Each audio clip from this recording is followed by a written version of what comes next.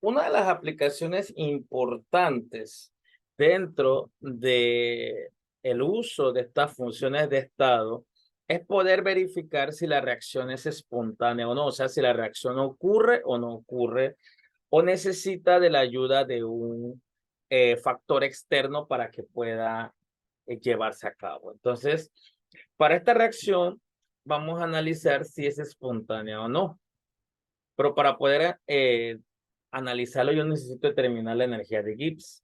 Pero dice además que si el caso de que no sea espontánea, determine la temperatura en que la reacción puede serlo. O sea, puede ser una temperatura o un conjunto de temperaturas. Porque aquí lo que podemos hacer primero que todo es verificar si es espontánea o no. Entonces tenemos que buscar los valores de energía de Gibbs de cada uno de los componentes. Aquí la del bicarbonato de sodio, la del carbonato de sodio, la del agua y la del dióxido de carbono. Entonces vamos a determinar a través del concepto de entalpía de reacción y podemos ver, como aquí tengo un mol multiplicado por la del carbonato, más un mol multiplicado por la del agua, más un mol multiplicado por la del dióxido de carbono, menos 2 mol multiplicado por la del bicarbonato de sodio. Simplificando cantidades. Y bueno, aquí la pudimos hacer por procedimiento. Aquí va a quedar negativo, aquí va a quedar negativo y aquí va a quedar negativo. Pero este negativo por 2 por este negativo queda positivo. Y hacemos la suma algebraica. Yo obtengo que me da una entalpía de reacción de 24,45. Perdón, de la energía de Gibbs de la reacción. Entonces, este valor que hemos obtenido viene siendo una energía de Gibbs de la reacción positiva. Por lo tanto, podemos concluir que la reacción es no espontánea.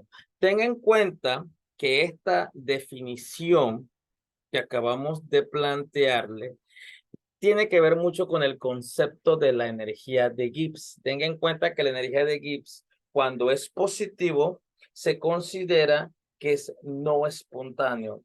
Pero si la energía de Gibbs es negativa, consideramos que es espontáneo el procedimiento que estamos analizando.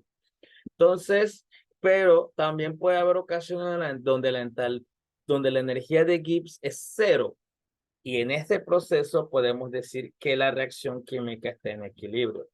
Entonces, son conceptos previos importantes que ustedes tienen que ir manejando. Por eso es de vital importancia que tengan entonces ese manejo muy general de la importancia de lo que representa la energía de Gibbs.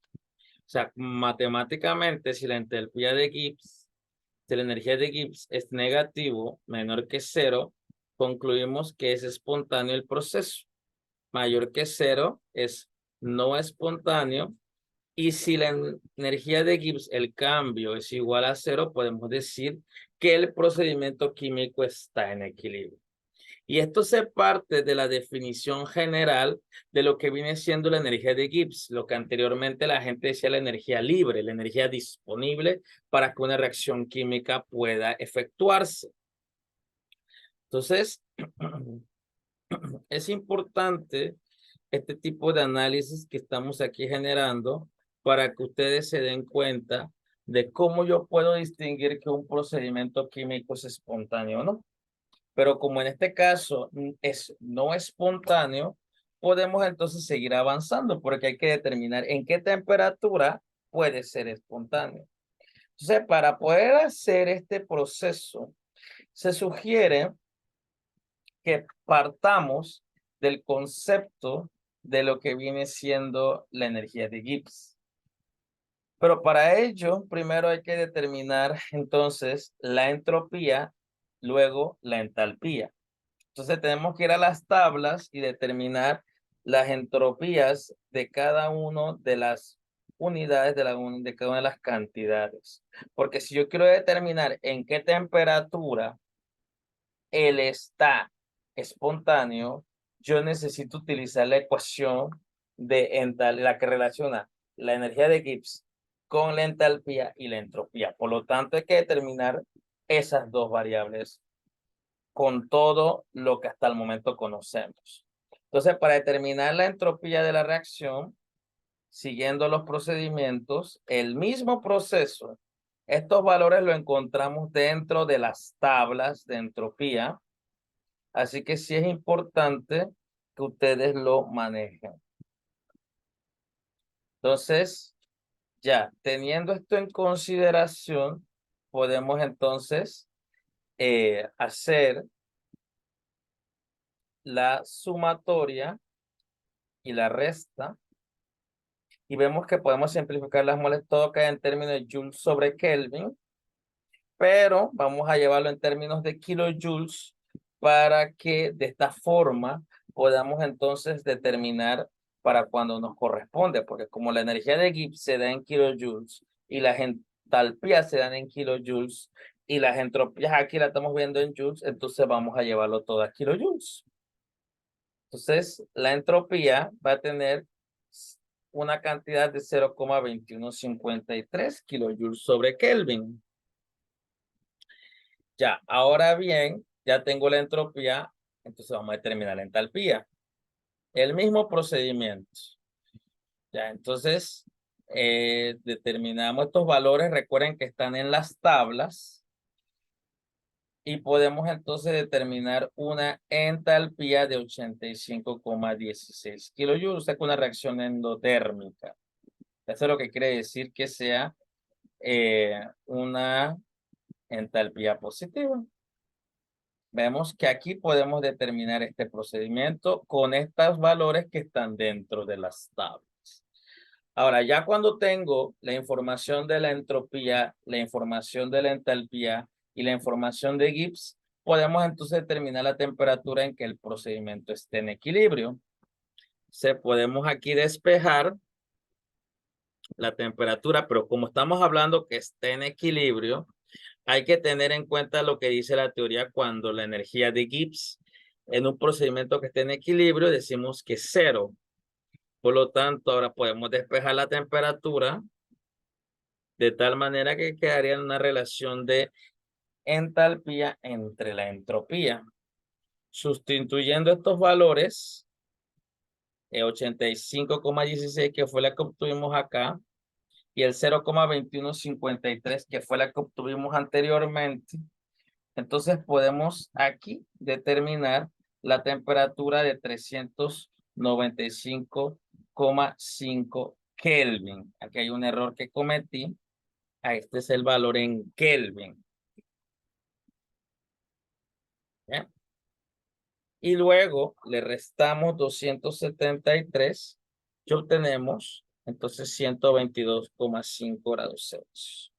Aquí esta cantidad es en Kelvin. Recuerda que el grado Kelvin, el grado no va, pero es para que estén anuentes que esté la temperatura en que el procedimiento esté en equilibrio. Por lo tanto, podemos concluir algo importante dentro del procedimiento.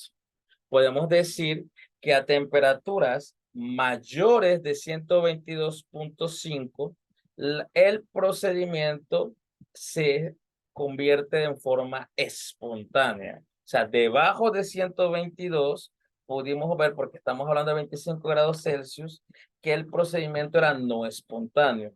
Entonces, arriba de 122,5 grados Celsius, el proceso se vuelve espontáneo, porque a esta temperatura está en equilibrio. Entonces, a temperaturas más elevadas se hace más esta temperatura que estamos analizando. Tengan en cuenta que esto es Kelvin. Bien. Entonces, esto es importante que se pueda ir generando dentro de nuestro aprendizaje, dentro del procedimiento que estamos aquí analizando, porque esto es para que ustedes estén anuentes de cómo podemos desarrollar dentro de este procedimiento que estamos aquí analizando. Entonces, como les mencioné, todo esto está en Kelvin y le restamos 273, obtenemos entonces 122,5 grados Celsius. Por lo tanto, la reacción se hace espontánea cuando la temperatura de la reacción es mayor a 122,5. O sea que a 130 ya es espontánea. O sea que a 150 es espontánea, 125 es espontánea, pero debajo de esa temperatura es no espontánea. O sea que el procedimiento requiere de una situación más. Entonces, por eso es la importancia de este contenido aquí analizando. Aquí inicia el punto inicial, valga la redundancia, aquí va por la mitad intermediaria una reacción donde está la mezcla, tanto el equilibrio como, o sea, está llegando al equilibrio y aquí, en este punto mínimo, es que la temperatura, en este caso es 122,5 que estamos analizando. Y ya cuando pasa esa temperatura, entonces se hace no espontánea, porque vemos que prácticamente la temperatura en este punto es la separación de la no espontánea versus la espontánea. Entonces, en el proceso que estamos analizando, viene de algo no espontáneo a 122,5 y entonces se convierte en un procedimiento espontáneo. Saludos.